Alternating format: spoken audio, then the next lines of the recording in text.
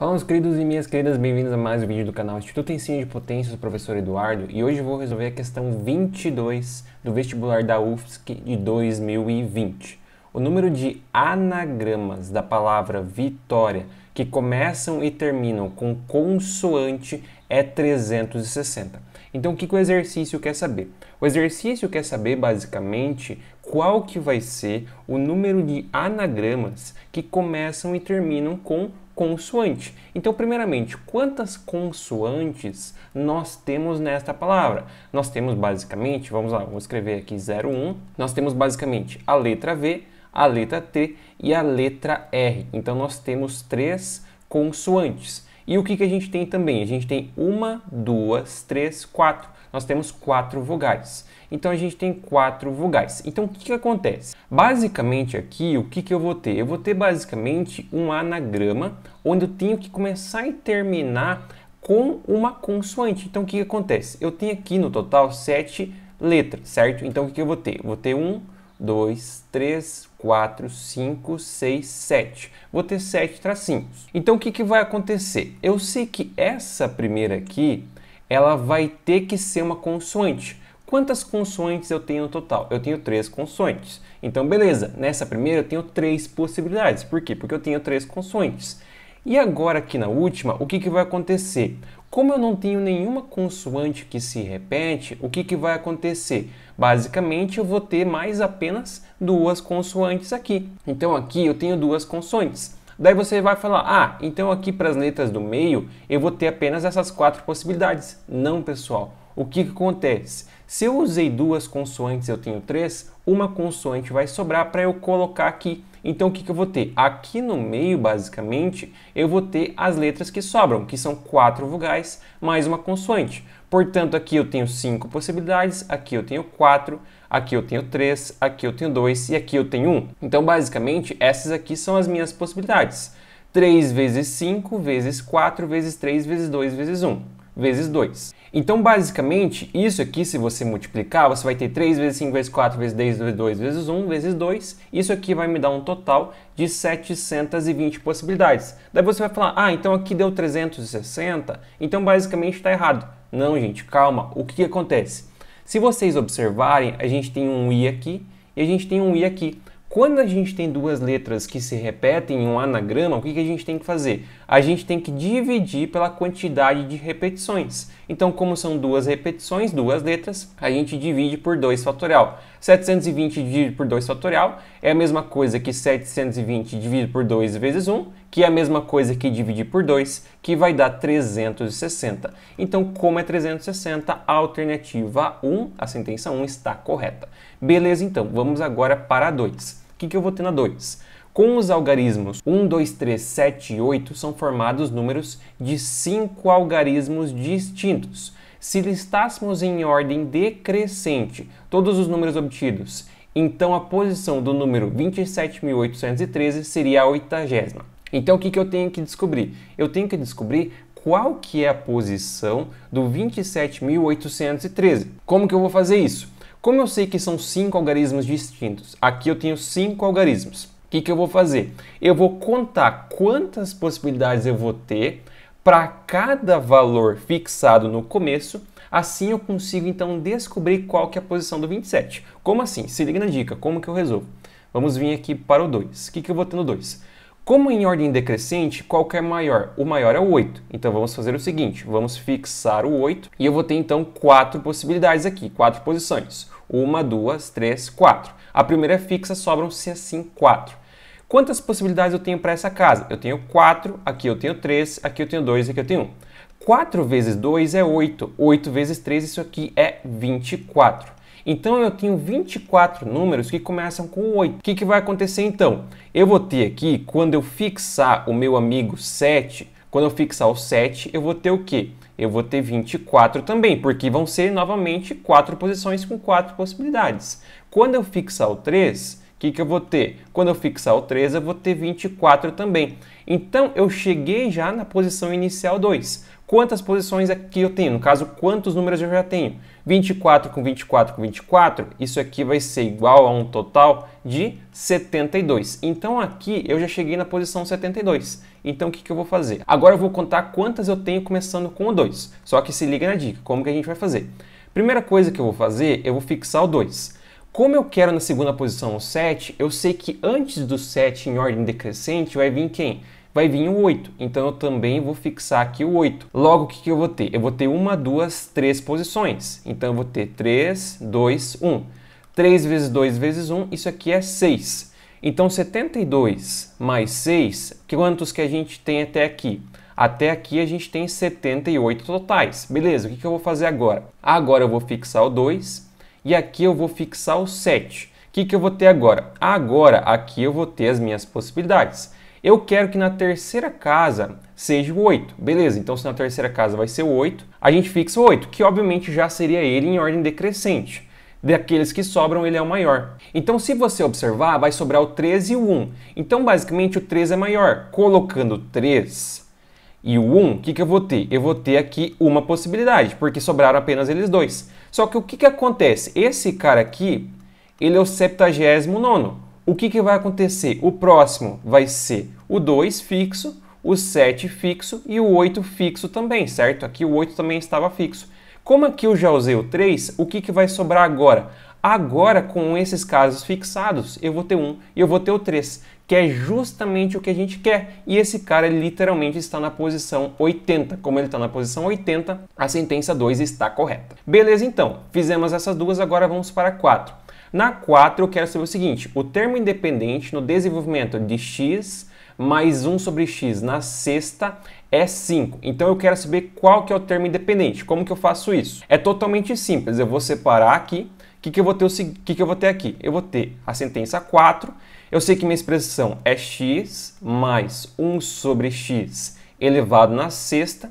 E ele diz que é 5. Então, como que eu faço isso? Basicamente, a gente utiliza da seguinte expressão. Eu sei basicamente que eu vou ter que o termo de p mais 1 vai ser igual ao quê? Uma combinação do meu expoente, no caso aqui o meu expoente é 6, então uma combinação de 6 elevado p a p, que multiplica x elevado a 6 menos p, que multiplica 1 sobre x na p. Então, basicamente, o que eu vou ter aqui? Como esse cara aqui é menos p, se você passar para cima, você pode utilizar aqui os princípios, no caso as propriedades de produto, no caso a propriedade de potenciação. Então, o que você vai ter? Você vai ter uma combinação de 6p a p, que multiplica x elevado a 6 menos 2p, utilizando as propriedades. O que acontece? Como eu quero que seja o termo independente, então esse cara aqui, ele não pode existir, a gente não pode ter o x ali. Então o que vai acontecer? Esse expoente aqui, para esse cara não existir, vai ter que ser 0. Então eu vou ter 6 menos 2p tem que ser igual a 0.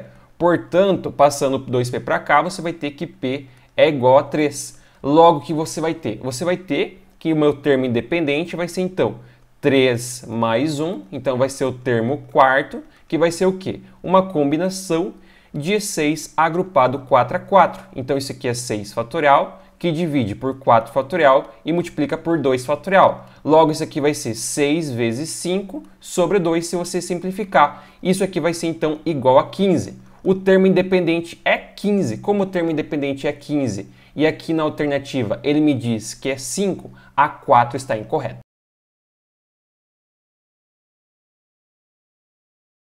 Beleza, então, vamos agora para a sentença 8. Um grupo de 75 pessoas foi entrevistado sobre doenças. Foi constatado entre os entrevistados que 16 pessoas já tiveram as doenças A, B e C, 30 já tiveram as doenças A e C, 24 já tiveram as doenças A e B, 22 já tiveram as doenças B e C e 6 tiveram apenas a doença A.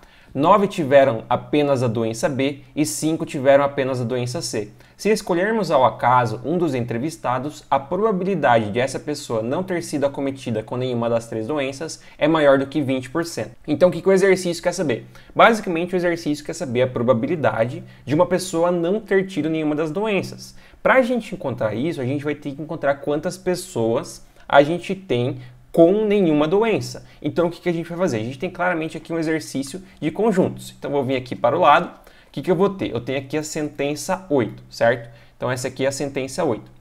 O que eu sei? Como é um exercício de conjuntos e eu tenho 3 doenças, então aqui eu vou ter a doença 1, a doença 2 e a doença 3, que no caso são as doenças doença B e a doença C, certo? E aqui eu tenho a quantidade daqueles que não têm nenhuma doença. O que eu sei? Eu sei basicamente que o total de pessoas são 75. Então, essa informação aqui é muito importante. Beleza, o que eu vou fazer agora? Agora eu vou buscar as outras informações que ele me dá.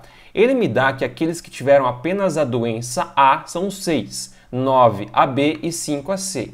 Então, a A eu sei que são 6 apenas, a B são 9 e a C são 5. Beleza, então, o que eu faço agora? Volto para lá, certo? 5 a C, 9 a B e 6 a A. Beleza, tudo certo.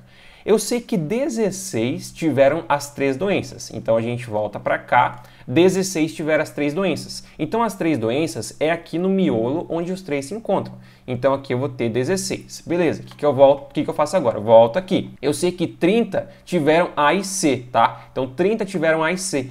Então A e C é esta região aqui. Só que esta região eu vou ter que descontar aqueles que tiveram as 3, porque quando ele fala A e C, ele está considerando basicamente esses 16 também. Então o que eu faço? Eu faço 30 menos 16. 30 menos 16, aqui vai 14. Agora a gente repete esse mesmo processo para AB e BC, beleza? Então volto aqui, 30 de AC, 24 de AB. Então 24 de AB... 24 de AB, isso aqui vai ser 8 sobrando aqui. 24 menos 16 é 8. Beleza, então. Agora só falta o BC, que ele também fala aqui. BC eram 22, então 22 menos 16 fica 6. Beleza, então. Agora, se eu somar isso daqui e subtrair de 75, o que eu vou ter? Eu vou ter a quantidade que não teve nenhuma doença. Então, vamos lá. Vamos calcular aqueles que tiveram doença. Que vai ser 6 com 9 é 15, então 15. 14 com 6 é 20, então mais 20. 8 com 16, isso aqui fica mais 24, então mais 24, mais 5. Então o que eu vou ter aqui? Eu vou ter o seguinte, 15 com 5 é 20, 20 com 20 com 24 é 64. Então os que têm doença são 64. Logo, aqueles que não têm nenhuma doença vai ser 75 menos 64. Isso aqui é igual a 11. A gente quer saber a probabilidade de escolher esse cara, então como que eu faço? A probabilidade são os casos favoráveis, que são 11, que divide pelo quê? Divide pelo total, que é 75. Então, se tu pegar 11 e dividir por 75, o que você vai ter? Você vai ter aproximadamente 14%. Então, se você tem aqui 14% de probabilidade e ele diz que é maior do que 20, com certeza está errado, porque 14 é menor do que 20, logo está incorreto. Beleza, então, agora vamos para 16.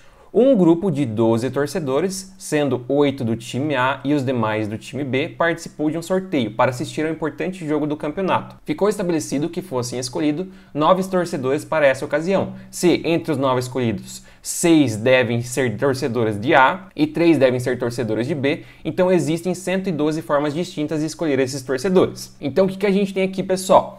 A gente tem um total de 12 torcedores, onde 8 são do time A, e os demais do time B. Então, se 8 são de A, 4 são de B. E o que eles vão fazer? Eles vão escolher 9, sendo 6 do A e 3 do B.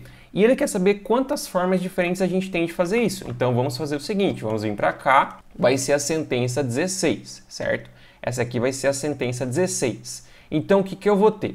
Eu tenho que o A, ele tem o quê? O A, ele tem 8 torcedores. E o B vai ter os que sobram, que são 4. O que vai acontecer? Eles querem escolher quantos?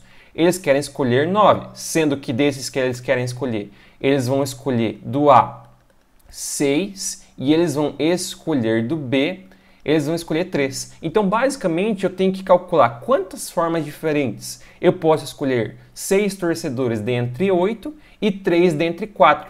Como é um e outro, no final eu multiplico isso. Então, é basicamente isso, mamão com açúcar. Então, vamos lá. Primeiramente, essa escolha vai ser uma combinação. Por que uma combinação? Porque a ordem não interfere. Se eu escolher João e Marcos, ou Marcos e João é a mesma coisa, logo o que eu vou ter?